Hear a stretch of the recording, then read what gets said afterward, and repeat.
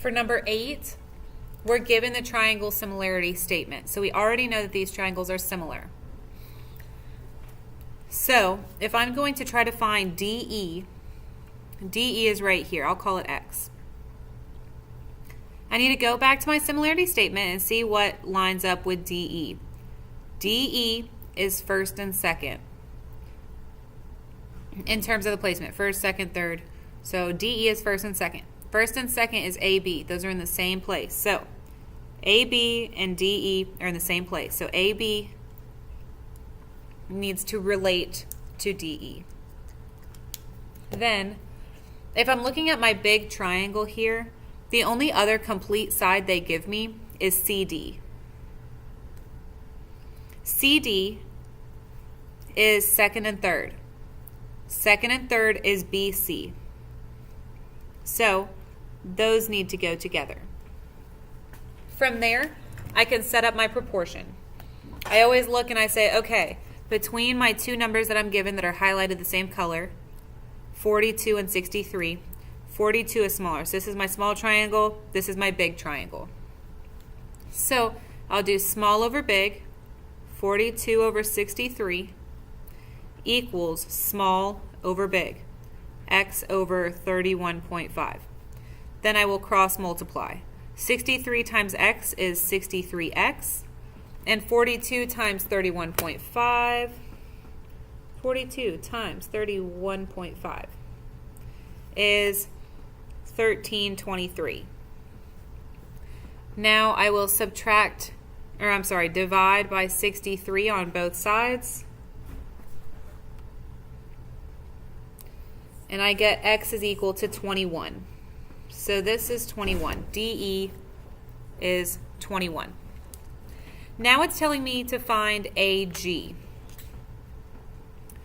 This is AG right here. AG is not part of the triangle that they gave me, but angle A is.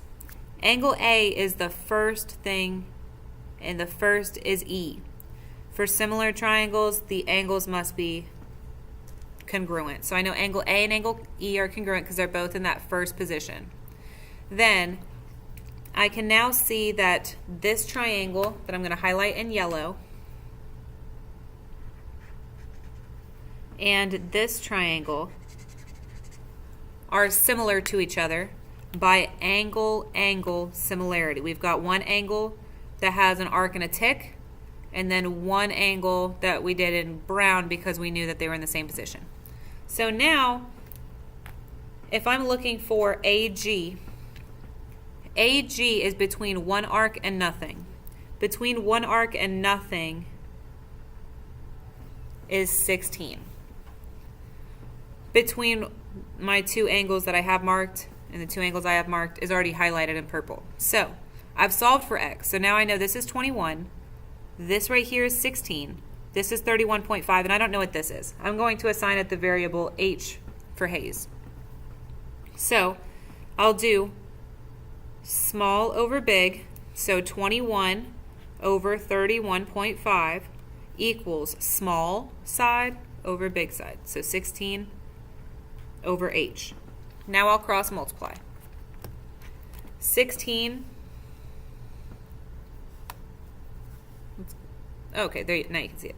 16 times 31.5 is 504. And 21 times h is 21h. I'll divide both sides by 21. And h equals 24. H represented AG, so AG is 24. Now, there's a couple ways to do this next part. So I'm looking for CF. CF is that purple squiggly line. And I need to see first that I've got some vertical angles right here. So I'll put 3 tick marks. So these two triangles now are similar by angle-angle similarity. My vertical angles are congruent And this has an arc with a tick mark, and so does this one. So I've got two sets of angles that are congruent. So now I can set up my proportions.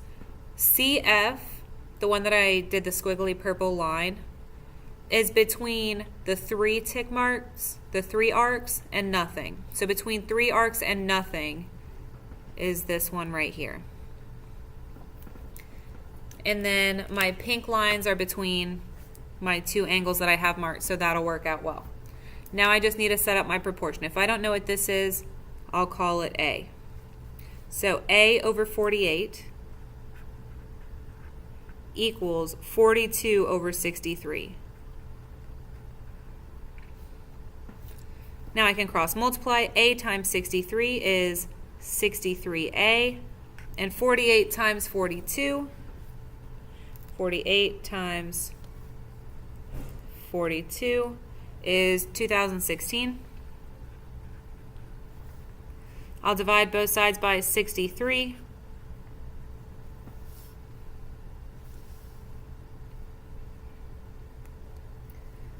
And A has to be 32. A again represented CF, so this needs to be 32.